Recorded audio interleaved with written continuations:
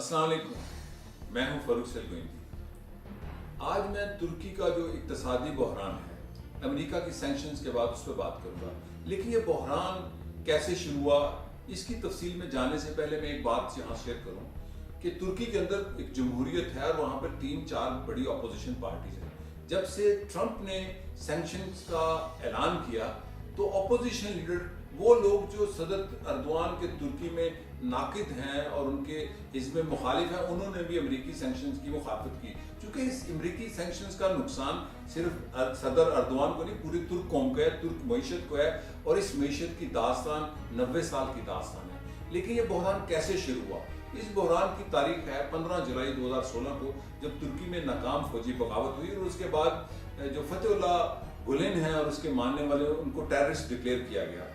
और उसको वो कहते हैं फैटो, यानी कि फतेहुल्लाह टेररिस्ट ऑर्गेनाइजेशन, जो इस्लाम का नाम लेकर तुर्की के अंदर रियासत पर कब्जा करना चाहते थे एक फौजी बगावत के जरिए। और सदर तैयब अर्दवान ने एक सरबराह मुमलिकत और हुकूमत के तौर पर यह ऐलान किया कि फतेहुल्लाह गुलेन इसके बानी हैं और इसके इंजीनियर उन्होंने किया इसको, फौजी बगावत को, और अमेरिका इसमें शामिल है। उसके बाद लातादाद तकरीबन 50,000 लोग उन्होंने गिरफ्तार किए इस बगावत के बाद। उसमें एक इज़मीर में तैनात एक पादरी जो तकरीबन 20 साल से एंड्रू ब्रनसन हैं, उसको भी गिरफ्तार कर लिया, जो अमरीकी है। और अमेरिका ने कहा कि इस बगावत में शामिल है, इसको रिहा करें। लेकिन उसका तुर्की की एक सॉवरन स्टेट है, एक खुद मुख्तार रियासत है, अदालतों में मुकदमा चल रहा है। लेकिन यकायक बड़ी दिलचस्प सूरत हाल हुई ब्रसल्स में 16 जुलाई को, ये एक महीना पहले, जब 29 हेड ऑफ नेटो मिले तो ट्रंप ने वहां कहा कि मैं सबसे ज्यादा खुश एर्दोआन पर हूं। और मैंने ये ट्विटर में जो सा है एर्दोआन का ट्विटर, ट्रंप का ट्विटर शेयर भी किया था। और उन्होंने कहा he is a good guy, चूंकि वहां पे यूरोपियन यूनियन के हेड्स जो नहीं वो असला बेचना चाह रहा था अमेरिका, उन्होंने कहा हम अपनी पार्लियामेंट से पूछेंगे, हम अपनी असम्बली से पूछेंगे। तो ये एक बड़ा मानी खेस था। हत्ता कि तुर्क अखबारों ने कहा कि तुर्क अमेरिका तल्लुकात बेहतरी की तरफ जा रहे हैं। लेकिन मुझे उस पर भी खदशा था कि ये एक टॉन्ट है, तारीफ नहीं। और 16 जुलाई के बाद हम देखते हैं कि इसराइल से एक तुर्क शहरी रिहा होता है। और उस तुर्क शहरी की रिहाई के बाद अमेरिका का प्रेशर बढ़ जाता है कि वो ब्रनसन को, जो पादरी है, उसको रिहा करे। वो बढ़ते बढ़ते जब वो रिहा नहीं करते तो उसके बाद अमेरिकी सदर ट्रंप ट्विटर के जरिए सैंक्शंस का ऐलान करता है। और उस सैंक्शंस के बाद अमेरिकी लीरा जो तुर्की लीरा जो है वो गिरना शुरू हो जाती है, उसकी कदर। लेकिन जो 20 अगस्त को ट्रंप ने पहली दफा ओवल हाउस में ये कहा है कि हमने इसराइल से जो मुआहदा हुआ था तुर्की से, और इसराइल के साथ बात हुई थी कि वो तुर्क बाशिंदे को रिहा कर दे, तो उसके इफ्स जो है वो उस अमेरिकी पादरी को रिहा कर देंगे। लेकिन फतेहुल्लाह गुलेन का कहना, सदर तैयब अर्दवान का ये कहना है कि ये जो तुर्क रियासत है खुद मुख्तार है और वो एक फौजी बगावत में शामिल है जिसको फतेहुल्लाह गुलेन इंजीनियर कर रहे थे। वो कहते हैं कि हम मुआहदा कर सकते हैं अगर फतेहुल्लाह गुलेन को हमारे हवाले किया जाए, जो इस्लाम का नाम लेके रियासत पर कब्जा करना चाहता था, जिसको टेररिस्ट डिक्लेयर किया है, और दूसरी तरफ वो मसीही है जिसको वो गुड मसीही कहता है सदर ट्रंप। तो ये एक मामला गंभीर होता जा रहा है। और आज मईशत यानी 21 अगस्त तक ये है कि ट्रंप के एक फाइनल, उसने बड़ा सख्त बयान दिया कि इससे कम कंसेशन नहीं होगी कि वो छोड़े। लेकिन इसके असरात क्या होंगे? मैं ये समझता हूँ कि सदर तैयब अर्दवान की हुकूमत शायद कुछ अरसे बाद नेटो से अलहदगी का ऐलान कर दे। अमेरिका का जो मिलिट्री इत्तेहाद है, सर्द जंग में जो अमर्ज किया था, दुनिया का सबसे बड़ा मिलिट्री इत्तेहाद है। और टर्की इसमें बाई फोर्स यानी कि तादाद के हवाले से, फौजी ताकत के हवाले से सेकंड लार्जेस्ट आर्मी है। अगर नेटो इत्तेहाद टूटता है तो सबसे बड़ा बेनिफिशियरी रूस होगा। ये अमेरिका का बहुत बड़ा सेटबैक होगा, अमेरिका को तो नुकसान होगा। लेकिन तुर्की के साथ क्या गया? क्या तुर्की अमेरिकी हेजमनी से निकल के रशियन हेजमनी में जाएगा? ये एक सवाल है, इसका जवाब किसी दिन इस पर बात करूंगा। दूसरा, टर्की एक रीजनल ब्लॉक की तरफ बढ़ता जा रहा है जिसमें ईरान है, जिसमें रशिया है और जिसमें कतर है। $2 बिलियन उन्होंने तुर्क इकोनॉमी को बेल आउट करने के दिया है। लेकिन वो लीरा जो आज $1 के 7 लीरे हैं, ये आज से 3 साल पहले तकरीबन 3 लीरों से भी कम था, यानी कि $1 का।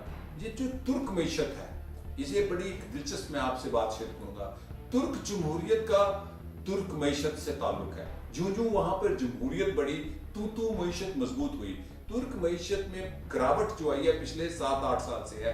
और जो तेजी से तुर्क मीशत में गिरावट आई है, गिरने लगी है, यानी मीशत वो पिछले 3-4 सालों से मीशत का बहरान है। तो तुर्की के अंदर जो पाकिस्तान के अंदर जो लोग समझते हैं कि एक बहुत बड़ी इकोनॉमी बन चुकी है, दुरुस्त बात है। तुर्की की मुआशी तरक्की का राज वहाँ पर मजीद जमहूरियत था। और ये जो हम कहते हैं, मैं ज़रा फैक्ट्स फिगर्स आपसे एक दो शेयर करूँगा कि तुर्की IMF से बाहर निकल आया, लेकिन तुर्की की मईशत पर $292 बिलियन का वो कर्जा है जो इन्वेस्टमेंट के तौर पर यूरोप और मगरबी सरमायाकारों का लगा हुआ है।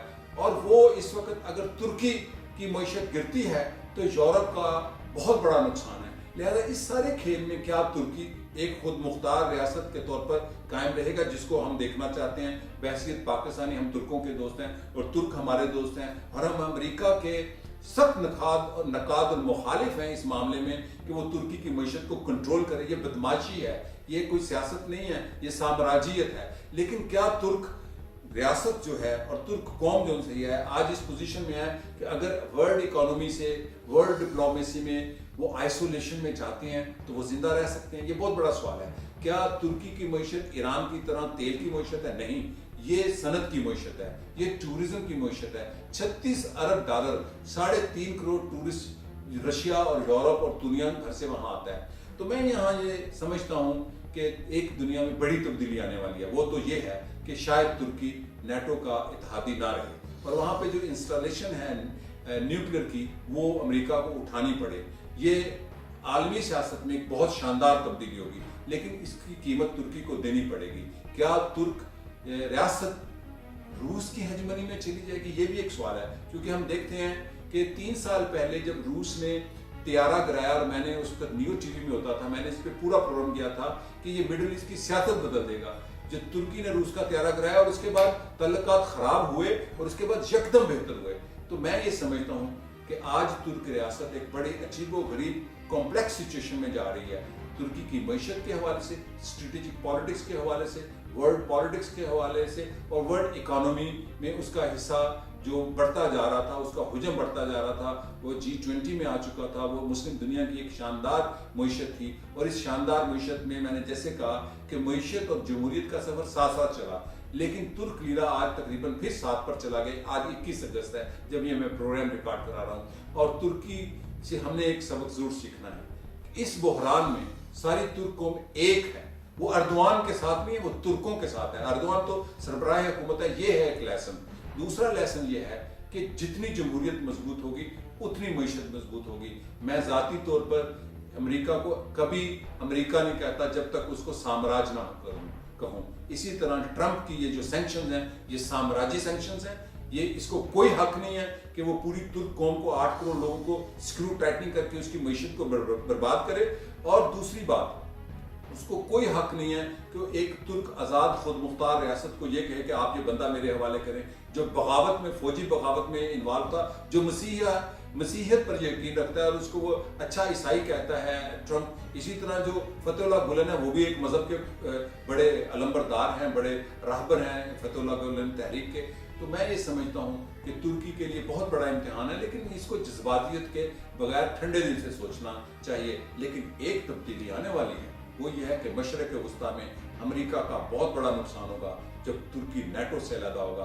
और ये बात मुझे बुलंद है जो अपने सर्द जंग के बाद 89 में कही, जो लेफ्ट के सोशल डेमोक्रेटिक लीडर थे, कि नेटो की अब कोई जरूरत नहीं रही। ये बुलंद है जो ने कहा, और जब वो प्राइम मिनिस्टर उन्होंने कोशिश की कि हम नेटो को छोड़ें, तो जो नेटो जो सर्द जंग में रूस के खिलाफ बना था और पूरी मशरक़ वस्ता में बदमाशी के लिए बनाया गया था, वो खतरे में है। दूसरी तरफ तुर्की की मईशत खतरे में है, तुर्की की इक़्तिदार आला को चैलेंज किया जा रहा है। लेकिन अब हम कुछ दिन बाद इस पर तफसील से बात करेंगे कि इसके बाद क्या होगा। शुक्रिया और खुदा हाफिज़।